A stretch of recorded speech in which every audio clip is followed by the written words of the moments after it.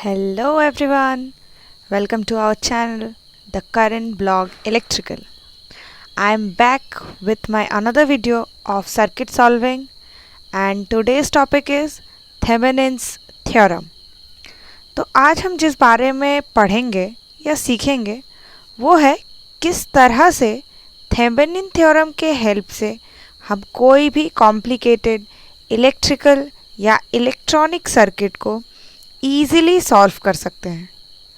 तो चलिए वीडियो को स्टार्ट करते हैं विदाउट वेस्टिंग एनी टाइम। तो फर्स्टली हम देखेंगे कि थेवेनिन्स थ्योरम एक्चुअली क्या है और उसके बाद हम लोग देखेंगे कि ये थ्योरम के हेल्प से हम किस तरह एक पूरे नेटवर्क को ईज़िली सॉल्व कर सकते हैं। तो थेवेनिन्स थ्योरम है जो स्टेट किया गया था कि the current flowing through a load resistance RL connected across any two terminal A and B of a linear active bilateral network is given by VOC is parallel RI plus RL, where VOC is the open circuit voltage, that is voltage across the two terminal when RL is removed, and RI is the internal resistance of the network as viewed back into the open circuited network from the terminal A and B with all the voltage sources replaced by their internal resistance if any and current source by infinite resistance. तो ultimately इतना बड़ा theorem है, कुछ समझ नहीं आया पढ़ के। मेनली ये जो थ्योरम है ये स्टेट करता है कि अगर कोई भी एक कॉम्प्लिकेटेड नेटवर्क है तो उस पूरे नेटवर्क को हम एक सिंगल वोल्टेज सोर्स जिसको हम कहते हैं VOC यानी ओपन सर्किट वोल्टेज एंड एक सिंगल सीरीज रेजिस्टेंस यानी जिसको हम कहते हैं RI से रिप्लेस करेंगे एंड जो लोड रेजिस्टेंस है उसमें करंट निकालेंगे। शॉर्ट में इस थ्योरम का जिस्ट यही है कि थेवेनिन्स थ्योरम के हेल्प से जितना भी बड़ा complicated linear active bilateral network हो ना क्यों उसमें लोड रेजिस्टेंस में जो करंट फ्लो कर रहा है उसको हम लोग निकालेंगे VOC parallel RI plus RL, जहाँ VOC होगा वो ओपन सर्किट वोल्टेज जब हम लोग लोड को उस सर्किट से अलग कर दिए and RI होगा internal resistance of the circuit by removing and replacing all the voltage source and current source by its internal resistance. ये जो थ्योरम है ये वैलिड है for linear networks which have non linear load, मतलब जिन networks में linear parameters हों but load non linear हो तो उस टाइप के सर्किट के लिए भी ये एप्लीकेबल है। तो अब इस सर्किट को ये थ्योरम को हम लोग किस तरह से सर्किट में अप्लाई करेंगे और नेटवर्क को सॉल्व करने में हेल्प करेगा ये थ्योरम हमें, वो हम लोग देख लेते हैं। तो कोई भी एक छोटा सा नेटवर्क से मैं शुरू कर रही हूँ, ये मेरा बेसिक है। इसका पार्ट 2 में मैं एक पूरे कॉम्प्लिकेटेड सर्किट को लेके उसमें मैं सॉल्व करके आप लोगों को दिखाऊंगी। तो अभी बेसिकली एक छोटा सा सर्किट लेते हैं।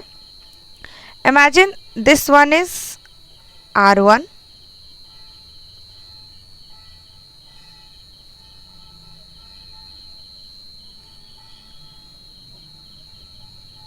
it is a voltage E and it has some internal resistance small r.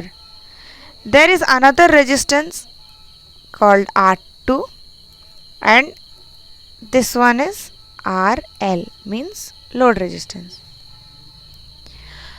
Now इस लोड रेजिस्टेंस में कितना करंट जा रहा है मुझे ये निकालना है बाय यूजिंग थेवेनिन्स थ्योरम। तो थेवेनिन्स थ्योरम के हेल्प से इस नेटवर्क में कितना करंट जा रहा है ये निकालने के लिए सबसे पहला स्टेप हमें जो फॉलो करना होगा दैट इज स्टेप 1। सबसे पहला स्टेप होगा open the load. Open the load, तो मुझे लोड को ओपन करना होगा। तो लोड को ओपन करने के बाद मेरे पास जो सर्किट रहेगा वो कुछ इस तरह दिखेगा।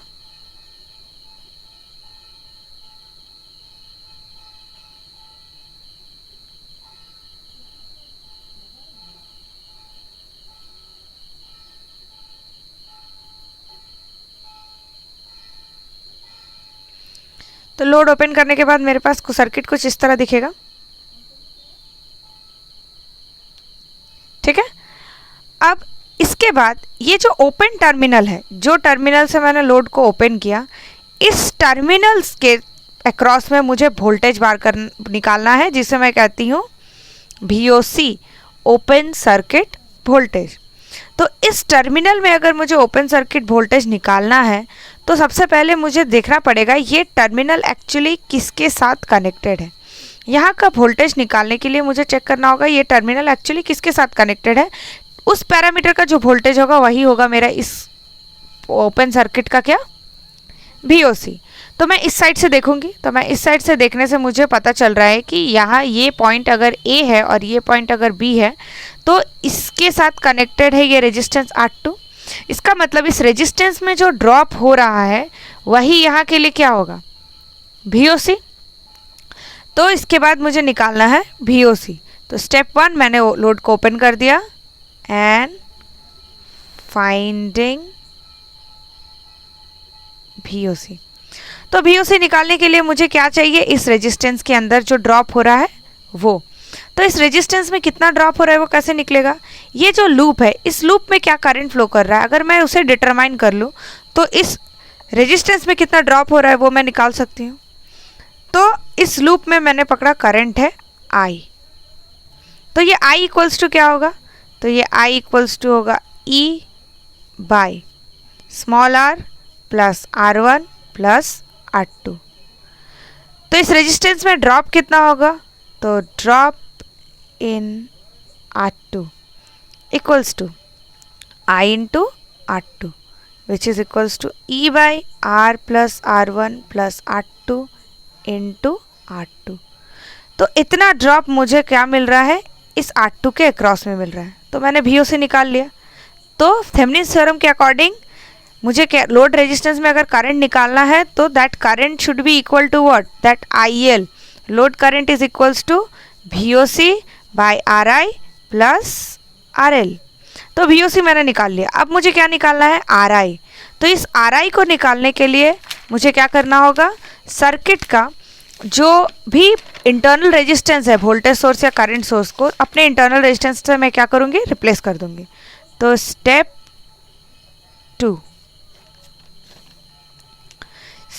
is remove and replace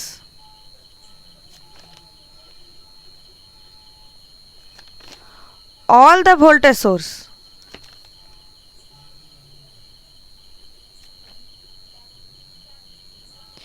and current source